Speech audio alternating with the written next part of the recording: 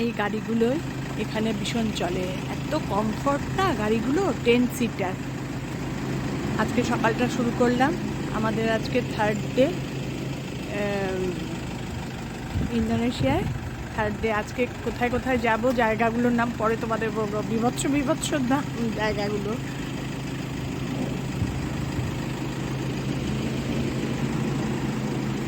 ওই আমার কর্তা দেখাচ্ছে গাড়ির ভেতর থেকে, এই জন্য বেরোচ্ছি তোমাদের সঙ্গে। আমি এখনও উঠিনি, ও উঠে গেছে, পুচকিটাকে ওঠানো হয়েছে। এত কমফোর্ট গাড়িগুলো পুরো। আর গাড়িগুলোর বিশেষত্ব হচ্ছে এই একটাই ডোর, আর কোনো উইন্ডো খোলা টোলা কিচ্ছু যায় না, একদম বন্ধ, খুব কমফোর্ট। আমাদের ইভি গাড়িগুলো যেমন ভেতরে কোনো আওয়াজ হয় না, কিচ্ছু হয় না, মানে খুব স্মুথ রান, একদম এই জিনিস এই গাড়িগুলো। তাই গাড়িটা তোমাদের দেখালাম। আর এই গাড়িগুলো ইন্দোনেশিয়ায় আমি দেখছি প্রচুর প্রচুর, সবাই মানে ম্যাক্সিমাম ট্যুরিস্টই 10 সিটার। আমাদের 6 জন আমরা আরামসে শুয়ে বসে যাচ্ছি, মানে জার্নিটা এত আরামদায়ক হচ্ছে, যার জন্য ভাবলাম তোমাদের সঙ্গে একটু শুরু করি, দেখিয়ে আমাদের সারথিকে দিয়ে শুরু করি আজকের দিনটা। ঠিক আছে, এবার আমি গাড়িতে উঠছি।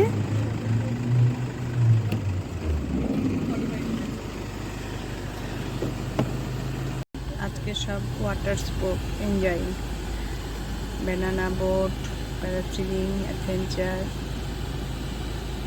Whole day.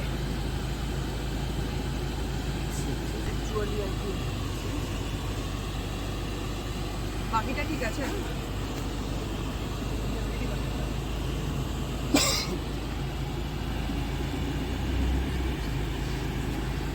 জানি না, সব ড্রেস নিয়ে নিয়েছি, শুধু বাবা নামতে পারবে না, এবার 10 ইয়ার্স হতে হবে, আর নাহলে আমরা সবাই।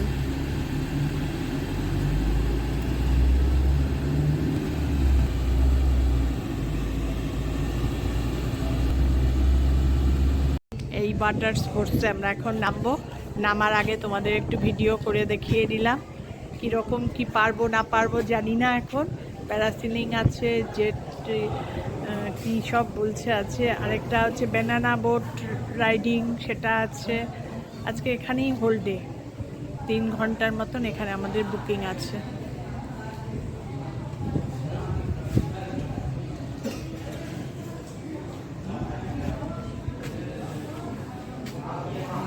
আমরা সবাই যাব, শুধু বাবান থাকবে, বাবান যেহেতু বিলো 10, এই জন্য বাবান থাকবে। তোমার কি ভয় লাগছে? হ্যাঁ, সে তো করে নিয়েছে। তোমার ভয় লাগছে না তো? ওশানের মধ্যে তো, এই জন্যই চিন্তা লাগছে আমার একটু। আমার ভয় লাগছে না, চিন্তা লাগছে। আমি সব কিছুতেই লাফাই, কিন্তু ভীষণ ভীতু। রোদটা খুব ভালো উঠেছে, ওই যে প্যারাসিলিং ওপর দিয়ে প্যারাসুট।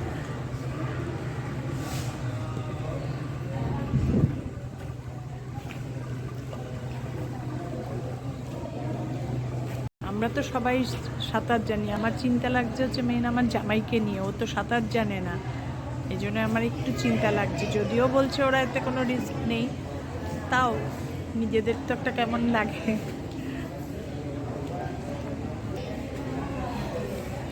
কি জব জানি না, আর পরে কতটুকু তোমাদের ভিডিও করতে পারবো তাও জানি না, তাই এখন কথা বলে নিলাম। সব রেডি হচ্ছে ওখানে। ওয়াটার স্পোর্টস করে এখন বেরিয়ে যাচ্ছি। ওয়াটার স্পোর্টসের আমরা ফটো নিতে পারিনি, কিন্তু ফটোগ্রাফার নিয়ে নিয়েছিলাম, ওরা ফটো পাঠাবে, সেই ফটো দেব। খুব এক্সাইটিং লেগেছে, শুধু বাবানকেই উঠতে দেয়নি, আমরা 5 জনই করেছি, বাবানকে নিয়ে ধরে রয়েছি আমরা 2 জন, আবার এইভাবে করেছি, আমরা এসেছি, ওরা গেছে। খুব মজা লাগলো গো, খুব মজা লাগলো। ড্রেস চেঞ্জ করার জায়গা আছে, ওরা টাওয়েল দিচ্ছে, ওয়েটি জামা কাপড় ক্যারি করার জন্য ক্যারি ব্যাগ দিচ্ছে, সুন্দর সিস্টেম। এবার নেক্সট স্পটে যাচ্ছি, এবার যাচ্ছি হুলুয়াটু টেম্পল।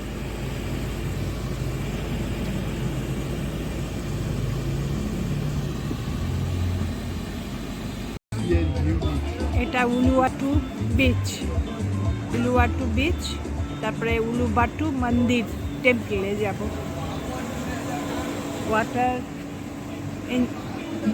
ওয়াটার স্পোর্টস করে এখানে আসলাম উলুয়াটু বিচ। এবার উলুয়াটু বিচে নামবো, ওপর থেকে তোমাদের সিটা দেখিয়ে দিলাম, এবার নিচে নামবো। আমরা দুজন আছি, মেয়েরা সব নিচে নেমে গেছে। উলুয়াটু বিচের সামনে একটা হোটেলের মতো। চলো।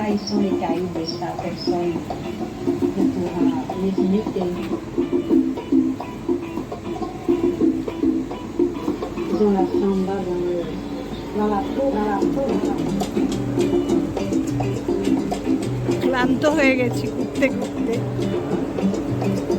কালকে আবার ভোর 6টায় বেরোনো, ব্রেকফাস্ট প্যাক করে নিয়ে বেরোতে হবে। ভোর 6টায় গাড়ি আসবে। আবার জায়গাটার নাম মনে নেই, তোমাদের আবার বলবো। পিডিএফে ডেইলি রুটিন চার্ট মেয়ে একবারে পাঠিয়ে দিয়েছে, দেখে দেখে বেরোচ্ছি। এগুলো সব আমাদের ইন্ডিয়া থেকেই বুক করে আসা, সব সব এই হোটেল, বেড়াতে যাওয়ার সব চার্জ, গাড়ি সব বুক করা। অনলি ফর এই আজকে যেমন ওয়াটার স্পোর্টসের যে ফটো তোলা হলো, ভিডিও করা হলো, সেগুলোর চার্জ দিতে হয়েছে। সেই চার্জও লেগেছে আমাদের 5 জনের। বাবানকে তো করতে হয়, দেয়নি, 10 বছরের নিচে দেবে না। তাতেই আমাদের লেগেছে 6 লাখ টাকা, শুধু ফটোগ্রাফি, ভিডিও আর স্টিল ফটো। 6 লাখ টাকা দিয়ে আমাদের এক্সচেঞ্জ মানি শেষ হয়ে গেছিল। তারপরে আবার জামাই গিয়া ফের আসার, উলুয়াটু বিচে আসার আগে মানি এক্সচেঞ্জ করলো কিছু, অল্প করে করে করছে, যেটুকু প্রয়োজন হচ্ছে করছে। 6 লাখ মানে ওদের 10,000, মানে আমাদের 50 টাকা। পরে আবার তোমাদের সঙ্গে কথা বলছি বিচের সামনে গিয়ে। উথালি পাথালি সমুদ্রের মধ্যে দাঁড়িয়ে আছি, একদম হাঁটুর ওপর পর্যন্ত তুলে দিয়েছি, হাঁটু পর্যন্ত ভিজে গেছে, তার মধ্যে দাঁড়িয়ে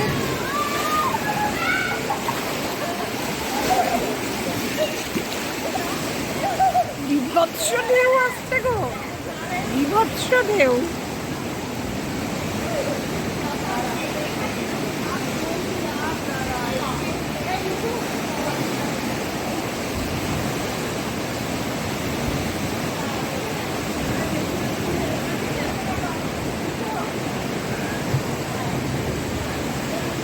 উলুয়াটু বিচটা দারুণ সুন্দর, দারুণ সুন্দর।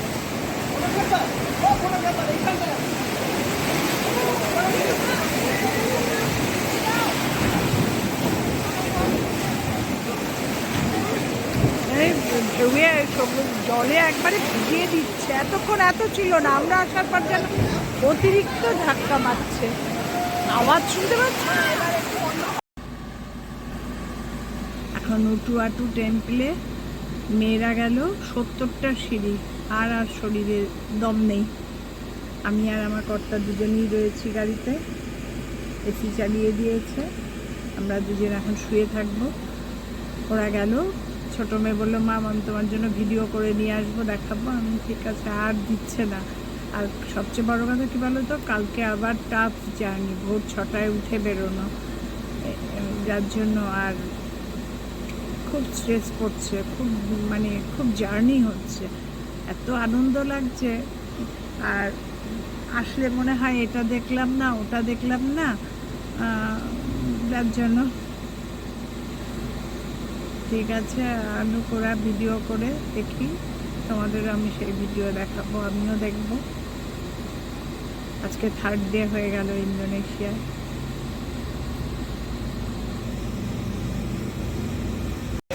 ব্রেকফাস্টের পর বেরিয়ে এই এখন 5:30 বাজে ইন্দোনেশিয়ান টাইম, বার্গার কিনে এসেছি, কিছু খাওয়া দাওয়া করবো। দেখো এটার অবস্থা খিদেতে। মানে ব্রেকফাস্টেও সেরকম কেউ কিছু সেরকম ভালো কিছু খায়নি। বার্গার কিং দেখা গেছে এখানে, আমার নেমেছি। আমি এখানেই লাঞ্চই হোক ডিনারই হোক কিছু খেয়ে দেবো এখন। আজকে খুব ক্লান্ত লাগছে। প্যারাসিলিং করে তারপরে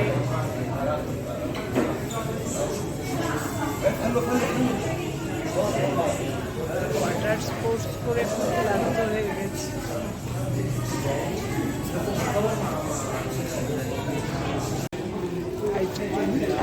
আর বার্গার এই হতেই হয়ে গেছে। বাবাও ভাবছে বার্গার। আইসক্রিম আর বার্গার খেয়ে ঠিক অপোজিটেই ছিল কেএফসি। কেএফসি থেকে এবার চিকেন ফ্রাই। এই পড়বে পড়বে।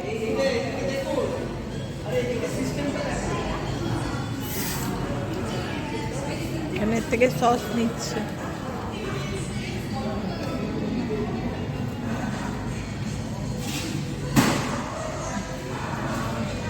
সস নিল এইভাবে এখান থেকে এই বাটি করে সস।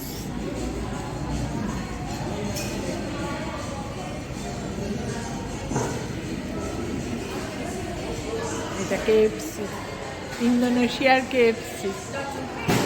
ম্যাকডোনাল্ডস ঠিক রাস্তা ক্রস করেই কেএফসি। আজকে মেয়েদের খুব মনে আনন্দ, ইন্ডিয়ার খাবার খাচ্ছে। কেএফসির ভেতরে দেখো বাচ্চাদের এন্টারটেন করার জন্য স্লিপ। বাবানকে দেখো,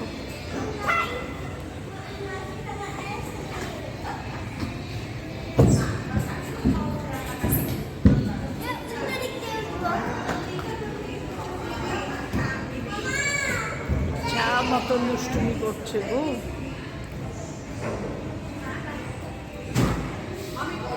সুন্দর জলের ঢেউ এতই।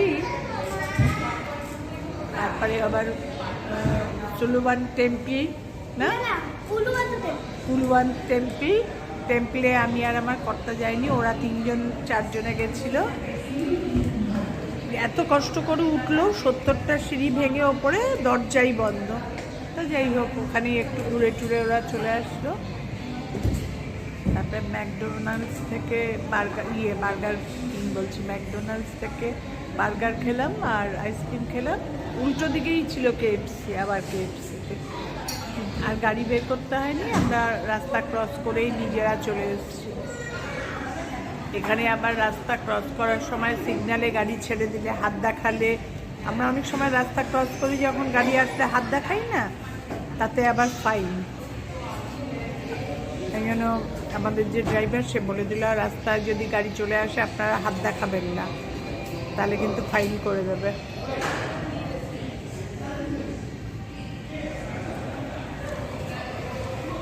বিশাল কেএফসি।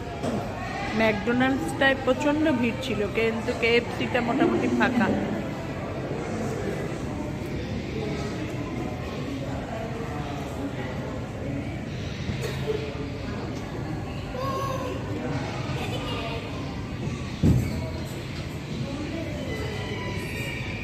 আজকের ঘোরার পর্ব শেষ, এবার হোটেলে ফিরে যাব।